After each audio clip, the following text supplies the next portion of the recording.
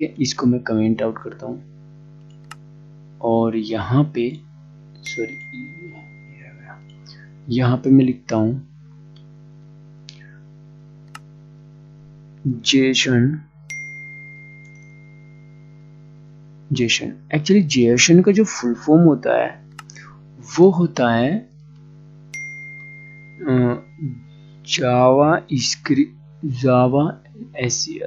JavaScript object nation.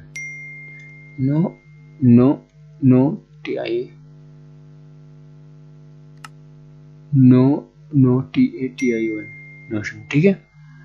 ये इसका full form होता है जेसन का। अब जेसन आया कहाँ था? जावास्क्रिप्ट से। जैसे हमें दिख रहा है एग्जैक्टली हमें दिख रहा है कि जावास्क्रिप्ट जो जेसन आया वो जावास्क्रिप्ट में से ही होकर के आया, राइट।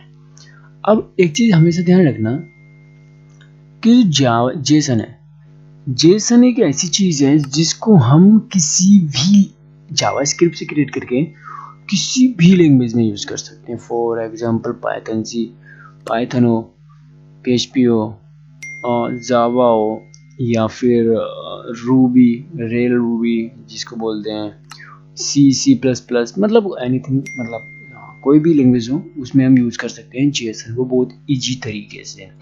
और अगर इसको हम एक एज ए डेफिनेशन देखें तो कुछ इसकी डेफिनेशन इस तरह से होगी। Jason is text and text can be transported anywhere and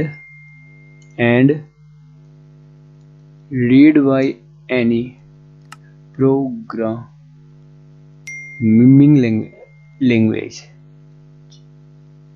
right. जो मैंने अभी एक्सप्लेन किया था हिंदी में वही चीज ये बोल रहा है। बस इसका थोड़ा सा लिखने का तरीका अलग है क्योंकि इंग्लिश में है। बाकी समझ में जो आपने समझा होगा कि हम इसको किसी भी लैंग्वेज में एक्सेस कर सकते हैं, ठीक है। ये एक तरीका होगा। और अगर अब हम देखें कि जेसन जो होता है और उसको हम लिखते कैसे हैं, या उसका फिर बोलते हैं कि सिंटैक्स क्या होता है, रूल्स क्या होते हैं, या जो भी आप मान के चलो तो कैसे होगा। तो जो जेसन है वो ए ऑब्जेक्ट जावास्क्रिप्ट ये क्या हो जाता है, मेरी उंगली इतनी उल्टी सीधी क्यों चल जाती है, मतलब कोई अक्षर पहले टाइप हो जाता है कोई बाद में। जो जेसन है वो एक जावास्क्रिप्ट ऑब्जेक्ट है। फॉर एग्जांपल हम यहाँ पे एक वेरिएबल बनाते हैं माई ऑब्जेक्ट नाम का, और माई ओबीजे ऑब्जेक्ट बोल सकते हो उसको, माई ऑब्जेक्ट, ठीक है।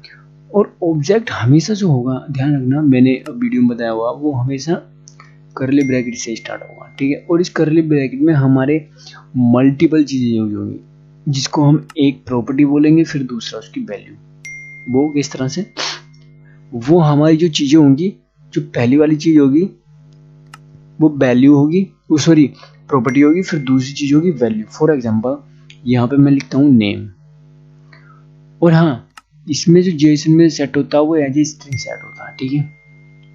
यहाँ पे मैंने लिखा नेम, यहाँ पे हम लिखेंगे मैं नाम लिख देता हूँ, ठीक है।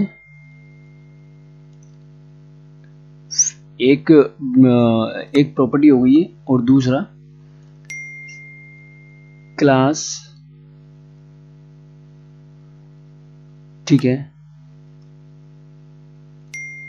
और ऐसे ही रोल नंबर हो गया फॉर एग्जांपल, ठीक है, और 50।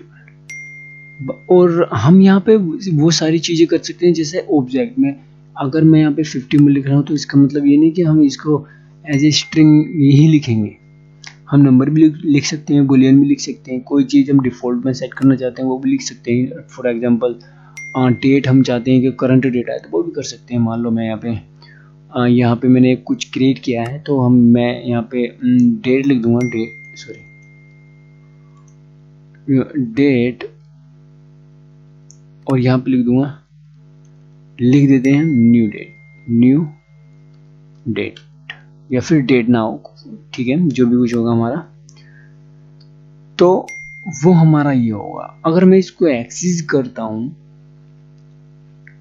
कुछ इस तरह से, तो सबसे पहले तो हमें इसको एक जेसन में फॉर स्ट्रिंगिफाई करना पड़ेगा। स्ट्रिंगिफाई मतलब आप यहाँ पे इस तरह से समझ सकते हो, कॉन्स्ट माई जेसन, पहले हमने एक ऑब्जेक्ट बनाया, अब हम उसको स्ट्रिंगिफाई करके जेसन में करते हैं। तो हम यहाँ पे लिखेंगे जेसन,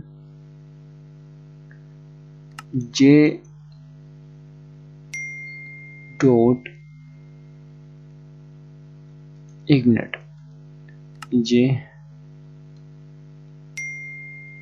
डॉट, अरे अभी तो आ रहा है, तो जेसन डॉट स्ट्रिंगिफाई, ठीक है। अगर यहाँ पर स्ट्रिंगिफाई के आप कुछ चीज़ें देखना चाहते हो वो देख सकते हो, ठीक है, बहुत सारी चीज़ें हैं स्ट्रिंगिफाई में भी। तो यहाँ पे आ गया स्ट्रिंगिफाई, और स्ट्रिंगिफाई के अंदर हम अपना ऑब्जेक्ट लिख देंगे, कौन सा, माई ऑब्जेक्ट, ठीक है। अब अगर मैं इसको लॉग करूं, लॉग माई जेसन, ठीक है, जे जोशन कैसे हो गया है, जोशन,